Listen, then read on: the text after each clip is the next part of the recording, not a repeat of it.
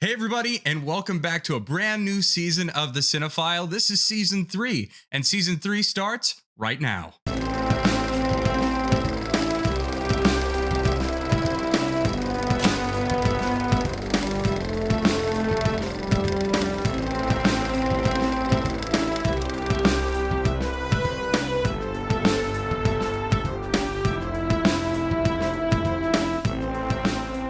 And welcome back to the Cinefile, the podcast celebrating cinema one film at a time. Each week, my co-host Jake Biller and I break down a film, discussing anything from mise en scène to scenes you missed. Today, we're talking about 2018's BlacKkKlansman. Jake, this was your pick this week, and I think it's a great one to start us off.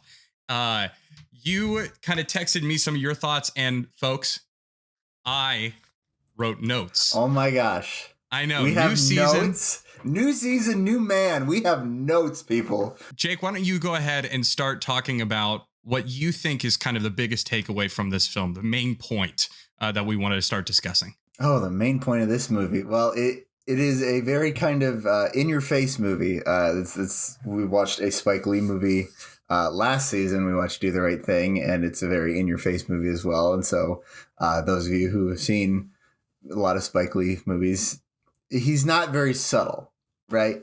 I think even he would admit that, and his goal is not to be subtle. It's very clear about making a statement on racism, especially how much racism we consider acceptable in our culture, and how baked in and how many levels of racism are really kind of systemic in our culture today. This movie's set in the 70s. It came out in 2018, but it still is very much like trying to make a statement about today. If you've seen the end, I'm not going to completely delve into that right now. I know we'll get into it a little later, but it is very clear about making statements about racism in our current culture, especially in the United States. So it's a very vocal film, I will say. It's very powerful. It's really well made. I didn't see it in theaters. Actually, I might have watched it at Ball State the first time. Remember that streaming service? Oh, no, not the Ball State. Ball State. Ooh, man, they had. I used to watch so much stuff off of there back in the day. For those non-Ball State students out there, they basically had like their own kind of streaming service from movies they had access to, and they had a lot of access to some recent titles. So I know I've watched it there, and I just remember being so taken about just so many different levels of this film. Right, it's very clearly, like I said, a statement about culture and racism and society, but also I think is able to do a lot of other things too. You see a lot of really neat interpersonal moments. I really like the kind of romance between John David Washington's character and then Laura Harder, who plays Patrice. The way their characters like kind of delve into this unintentional love story. I think that really adds some nice layers to it. I love the score. I love how it's shot, the look of it. It's really, really well done. I think this is a really good example of film succeeding in its artistry while also succeeding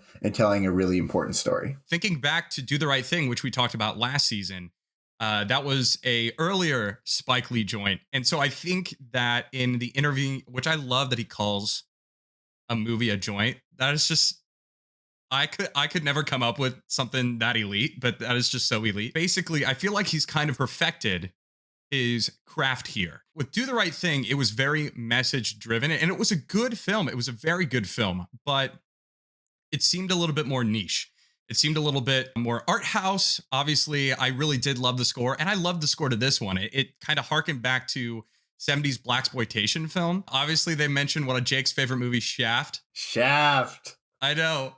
And he said Richard Roundtree, that man's a unit. Legend. I think that he does a great job here of still having that same important message, but maybe making it a little bit more accessible. If we look back again, and I'm kind of comparing and contrasting with Do the Right Thing. If we look back to Do the Right Thing, you might get the movie, but there's some layers there that maybe are a little bit more complex. And so what he does with this one is it's a true story. It's based on a true story. And so he's able to weave within that true story kind of a message and a narrative that goes beyond the events of the film. And I think it's brilliant. I think it's absolutely brilliant. I agree, very much so. And another reason I kind of want to talk about this now is February is Black History Month. So Spike Lee, obviously a Black director, and this is about the Black experience in America. So I thought it's also an important time to highlight that. If we're just kind of diving right in, we could talk about the opening scene. And I said my kind of note here is that the opening scene is what this movie is about in its kind of absurdist commentary. Let's go ahead and take a look. Hello, my fellow Americans. They say we may have lost the battle, but we didn't lose the war. The opening scene is with Alec Baldwin, We are which, under attack. You may have read like, about there's so this many in the layers to local this one newspapers too or seen it that on you might not the catch. news.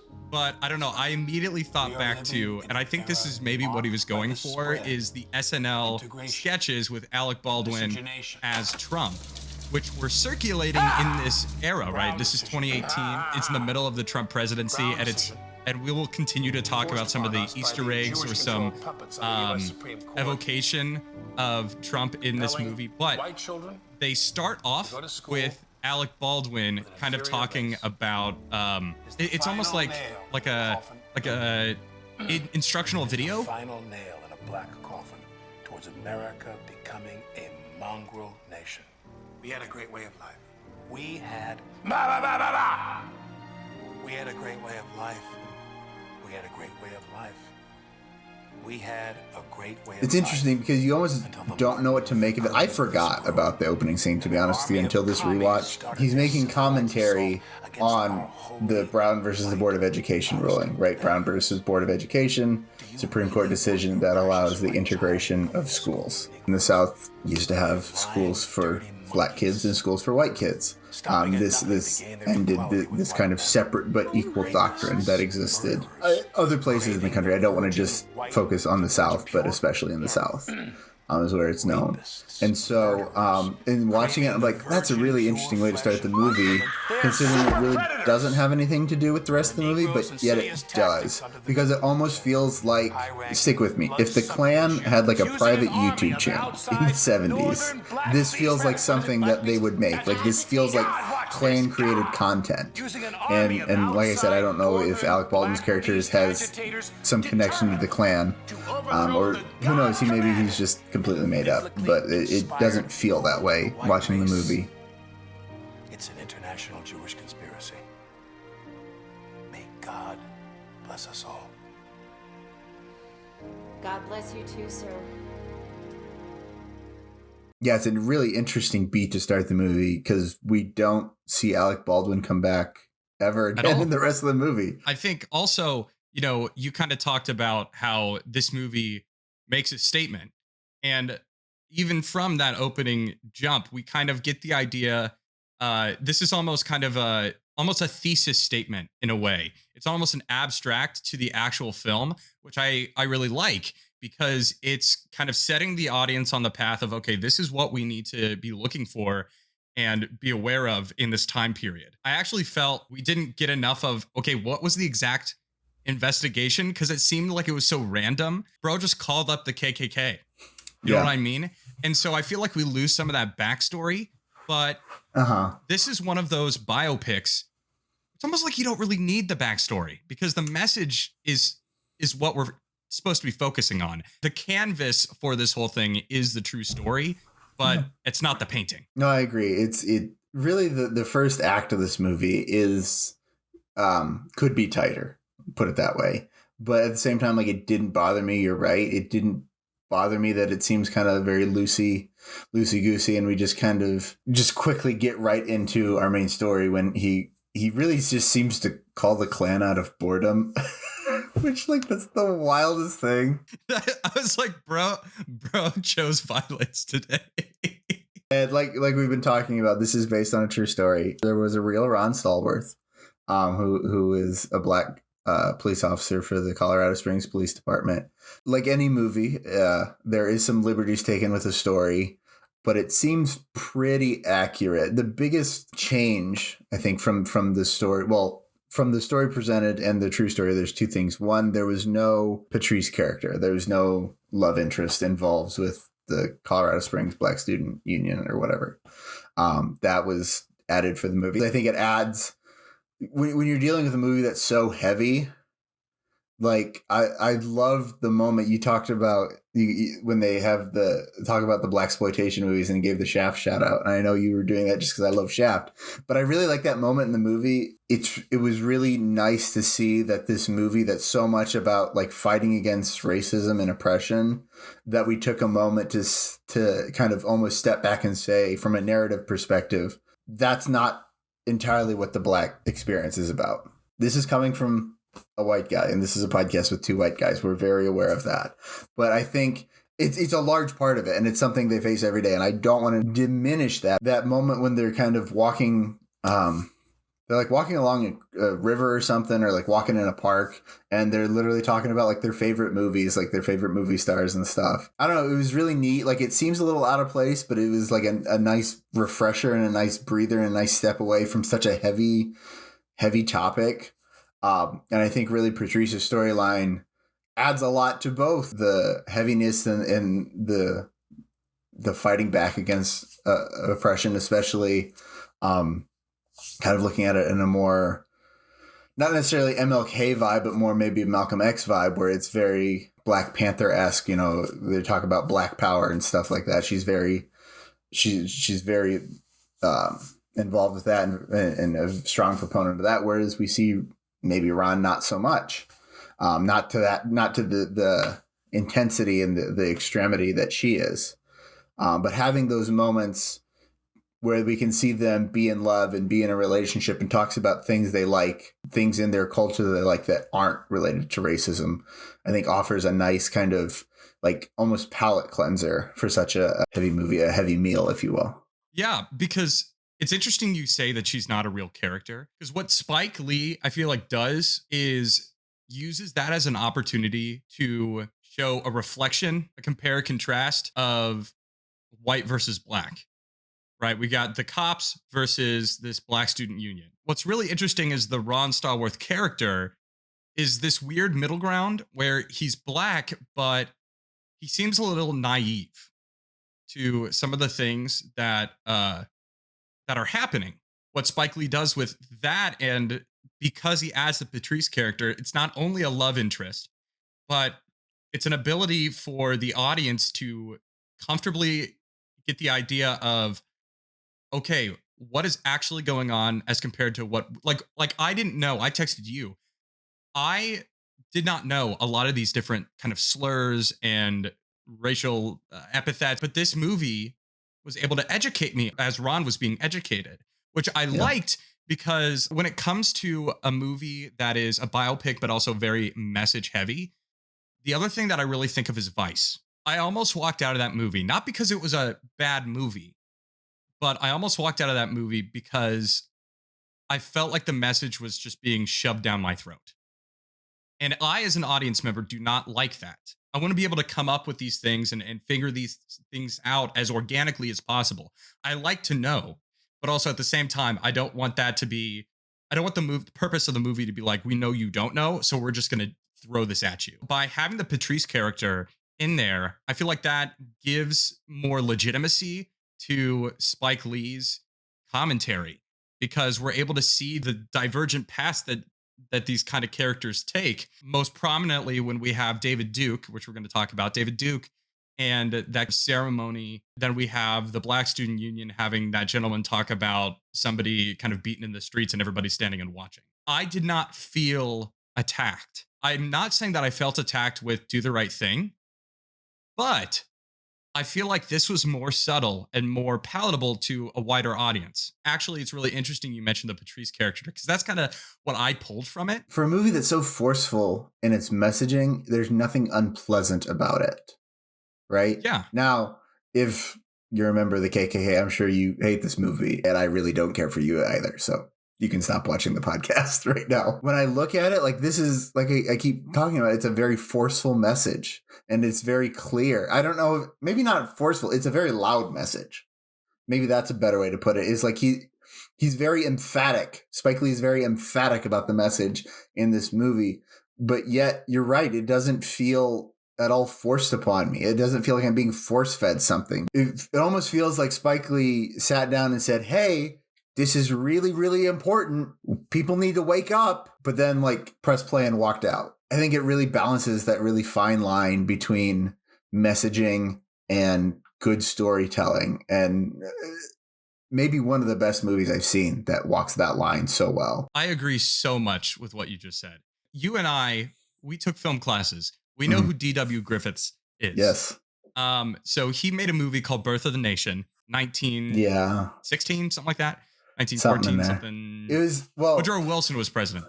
Yes, because Wilson, and even they mention it in this movie. They watch it, and then Harry Belafonte's character quotes Wilson as saying, "It's like writing history with lightning." Let's take another look. I think it's really interesting because I'm betting a lot of you folks that listen to this or watch this don't necessarily know that that movie, one, exists, and two, is like it is. And I mean, that was a rallying cry for the Klan, but this also gave the ability for Spike Lee to show like, hey, this is real.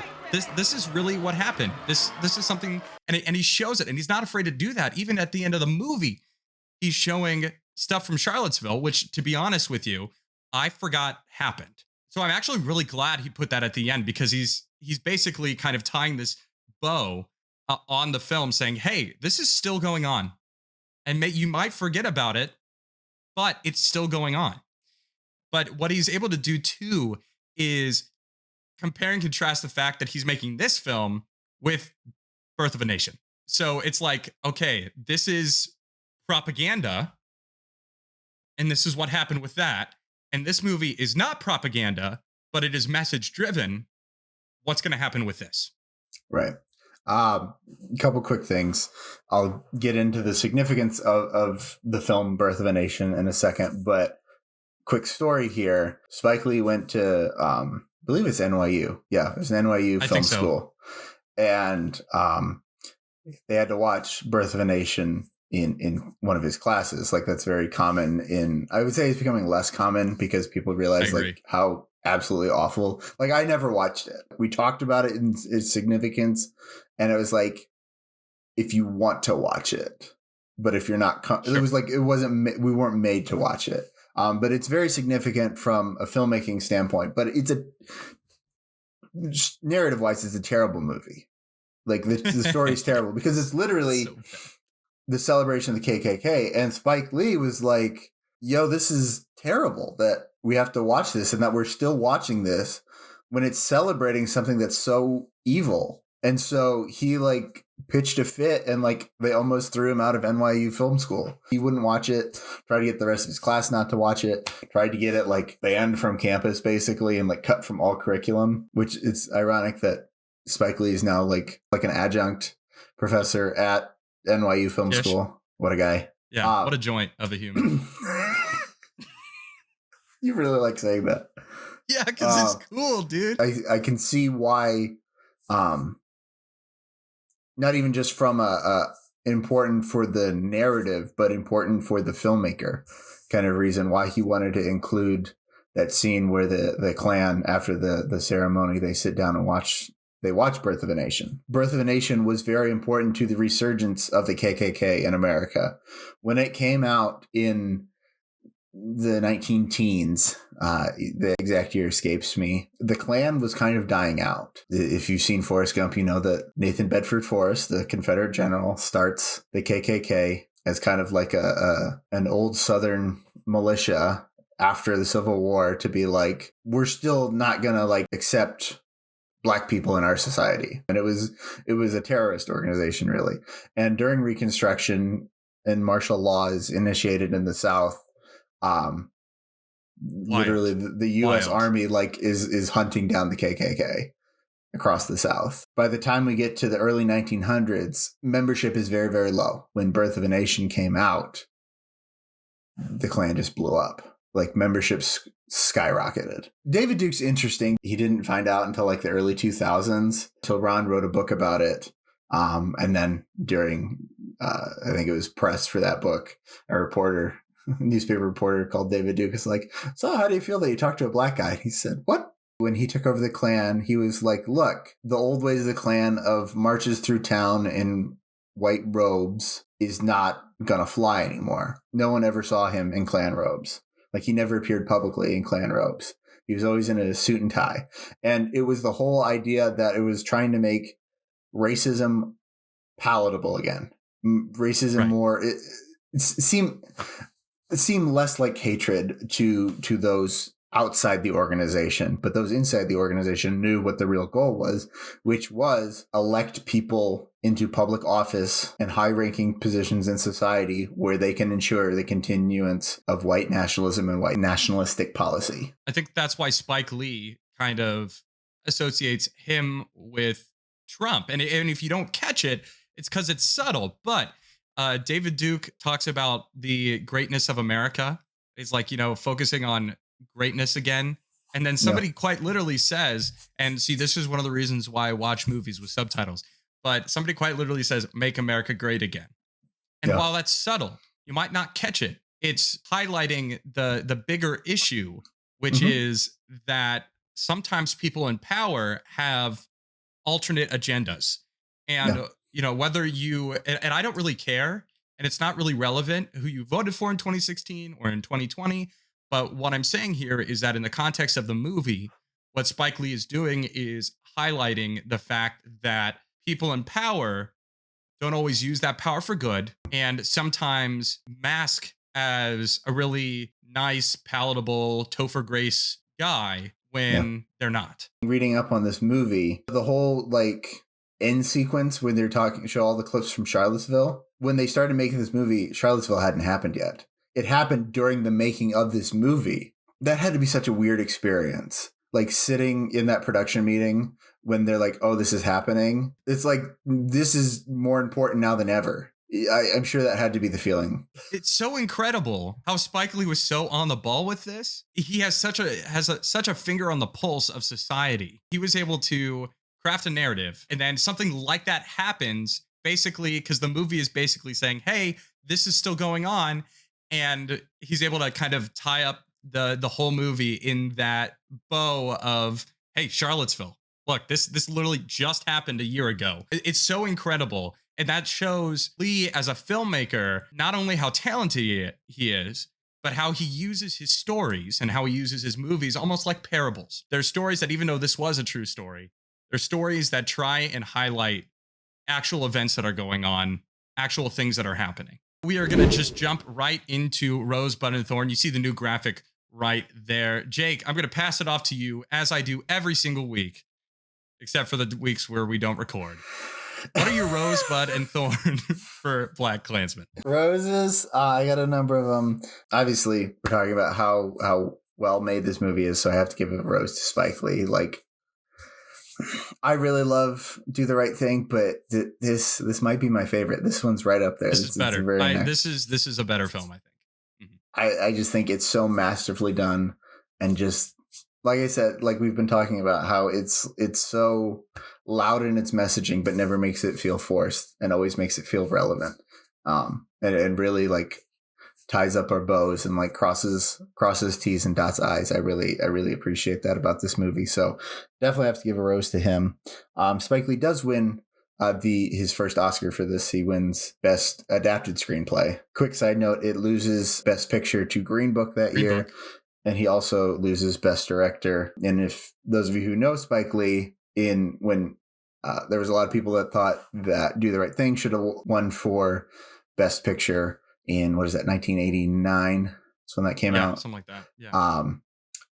Driving Miss Daisy won for Best Picture that year. So after why is it always guys in cars? Right.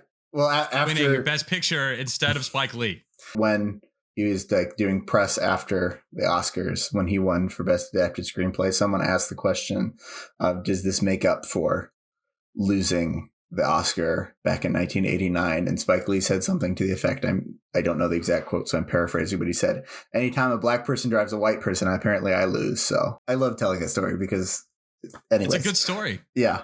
Other roses, John David Washington. I know we haven't really talked about him a ton here, but I really like his performance. I really like his character.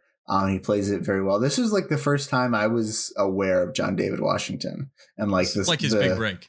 the star power that he has. Obviously, this is the son of Denzel Washington. Denzel and Spike have worked together, notably on Malcolm X. It's a smart pick, but also like he does really, really well, and I think he really comes to shine in this role. And I'm glad to see it kind of launches his career. You know, last year he was in The Creator. I thought he was really good in that. I think he's, you know, he's a very promising actor. Also going to give a rose to Adam Driver as Flip. So good. He's really good. I really enjoy him in this. And really like the addition of Flip. It's when Spike Lee made this, is almost like he anticipated every like criticism and like had an answer for it, because we talk about the KKK in their, you know, their hatred of black people, but they also hate Jews. And like that doesn't get talked about as much. So I almost feel like he anticipated people saying, like someone raising the question of like, well, the KKK hates Jews too, so he made Flip Jewish, which also like just adds so much to the story. Like adds really so much, you know, texture and subtlety to the story, and adds more and more layers. But at the same time, it's like, oh, people are gonna get mad about this. Well, we'll make him Jewish. So I think that's really smart. And I think Adam Driver really shines in this as well, in more of a supporting role, not necessarily one we're used to seeing him in, maybe. But I think he really shines and gives a lot of good support. Laura Harrier, who plays Patrice. I really, like we talked about, I like her addition of character. Even though it's fictitious, I think it adds a lot to the story. It adds a really interesting subplot, and a lot of layers to the story. So I want to give a rose to her. Last rose is going to go to the score. It's very funky, groovy. It's very in touch with the music of the time, but it's also so like good. It's stupid how good that movie is. Or the score, I should say. Yeah. I really enjoy that score. Like that's what I would listen to. Yeah. You know, and like I said with Do the Right Thing, if you remember back to that, I also said that I really liked that score, but this one had a Shaft vibe to it. Like the whole, which is so purposeful and brilliant. It felt like an artifact, but also like it felt current in the same time, which I think is really interesting. Moving on to Buds. Spike Lee doesn't use as many Dutch angles as he uses in Do the Right Thing. I really hate Dutch angles. I don't know. It's like, I feel like even still here, I'm just like, did we really need it? And I feel like that's just a very overt thing. A very non-subtle tool to use. So I had it listed as Bud, but I really hate it, so I'm going to list it as a thorn. We talked about this with Do the Right Thing, Brechtians, or basically moments where it's like moments that pull you out of the narrative and remind you that this is all a work of fiction or a production put on. In this case, or in Spike Lee's case, he likes to use like repeated shots like you do an edit, and it seems like you see the action happen twice. There's a couple moments at the very end of this movie when he hung up the phone and when he hugs his supervisor. I struggle with it because it's like, I guess I understand what he's trying to say. In this movie, it comes at the triumphant moment for our heroes. But it's those moments when we feel like our heroes have won. We're getting set up for a happy ending. And it's like he's trying to rip us out of that. I almost wish we wouldn't have like done those Brechtians and just like would have just let us have that happy moment and then pull the rug out from under us when we end the narrative side of the film with another cross burning. It feels like a mistake. And so it's just like in a movie that seems so incredibly well made, they frustrate me to no end. So those two Brechtians, and I'm going to finally shut up. That really was a thorn in your side, wasn't it? He's like, shut up. For me, I got to give a rose to Spike Lee. Of all the movies, okay, look. I've seen like 3 Spike Lee movies. This is his best one. What's the other one you've seen? You've seen Do the Right Thing and this. What's the other one? You don't remember? I don't know. I'm sure I did. I'm sure I have. That's why I said 3. I know for certain I've seen 2. But of the movies I've seen of Spike Lee, I think this is his best one. I think it's really well written. I think it's subtle, but powerful. And I really, really like that aspect. John David Washington is great. He has a great look in this movie, too. So he's gonna get a rose, not just for his performance, but also the look. I was like, I was digging it. You know, the brown leather He almost looks and like the Shaft. afro. Yeah, I know. That's what I was thinking. It's like John David Washington as Shaft. Yes, please. I would watch that. So I think he has a great performance. His his voice in this movie is kind of hilarious too, because that's not how John David Washington speaks. I don't want to say it's his white voice, but part of the thing is that David Duke, nobody knew over the phone that this guy was a black guy. So I thought the voice that he did was interesting. Adam Driver gets a rose from me. I think he's such a good actor. There's a scene where he was talking with John David Washington in the archives room. He's basically like, I don't want a part of this.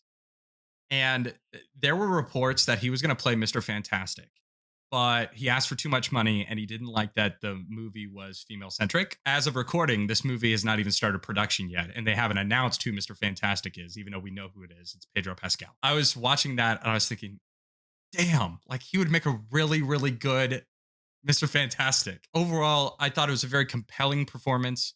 It was a great companion to John David Washington. I really, really liked both of those. I like Topher Grace as well. I think him as David Duke weirdly looks like David Duke. Obviously, that was on purpose, but I thought his addition was awesome, and I really love the score. The score to this movie is really, really good. So those are my roses. My bud is gonna be the fact that while yes, we were telling a true story, I also don't exactly know what the investigation was about. Now, my understanding is that it was about the bomb. I feel like we don't get enough tangible moments of saying, okay, this is what we're looking for. This is why we're investing in it. That's not the point of the movie. Yeah. You know, the point of the movie is not the fact that a black guy infiltrated the KKK. It's showing what that meant, the bigger picture. So I kind of understand that, but also at the same time, the biopic nerd in me was like, I kind of want to know more facts about what's going on. And then Thorns, Felix's wife, God. She's so annoying. Shut up. Like, she's supposed to be annoying, but like, she's such a Karen. Like, it's like if he would have called her Karen, I would have been like, all right, this is a perfect movie. One, stop talking during the damn movie. Stop talking during the movie. Why do you need to? Okay. Overall, she was just like really annoying, just like an annoying character, which obviously was the purpose. The real question is for you folks. Did you like this movie? What are your Rosebud and Thorn? Let us know what your thoughts in the comments down below. Anything, we love hearing from you. Jake, what are your kind of final wrapping up thoughts on BlacKkKlansman? Final thoughts. This is a really well-made movie. I think it's a really well-told story. I think this is full of great performances. The look is great. It sounds great. The music's great. The score is great. There's really, not a lot of issues I have with the movie. I think it's a very important movie. I think a lot of people need to watch it, and I think you need to be okay with being uncomfortable about it. And I think it really poses a lot of questions about where we're at in everyday society. And so I think it's very significant from that aspect. And I think, to kind of put a bow on this Spike Lee celebration fest that we've been talking about the whole time, but like, I'd say this is like the peak of his career when he's able to pair really good filmmaking and really good storytelling with really important messaging. He's probably the best filmmaker out there that can marry those two things together. I completely agree. For me, this is a parable. This is about way more than the story of Ron and the story of Flip. This is all about the importance of recognizing your surroundings, specifically when it comes to cultural issues. Obviously, we see the end of the movie with Charlottesville, but overall, I think this movie is a masterclass in pairing a story, a narrative that actually happened, a biopic, with a message. And being able to weave those two together just spectacularly. I really, really like this movie. I think this is my favorite Spike Lee joint. Like I said, I've not experienced a lot of joints, but this is probably my favorite. Shut up. If you like this video, hit the like button and ring that bell with the subscribe button to get all notifications on upcoming content. We are just starting season 3, so tune in for basically the rest of the year. We're going to have maybe a couple weeks off. Make sure to follow us on social media, and a special shout out to Tyrese Harrington for doing that intro music at the beginning. It is a spectacular piece, and I thank him. And so his information is going to be down in the link in the description down below. Go check out his stuff on iTunes. He's a great guy, good friend. So for Jake Biller, I'm Ben Sparrow. Thanks so much for watching. We'll see you back here next week. And cut.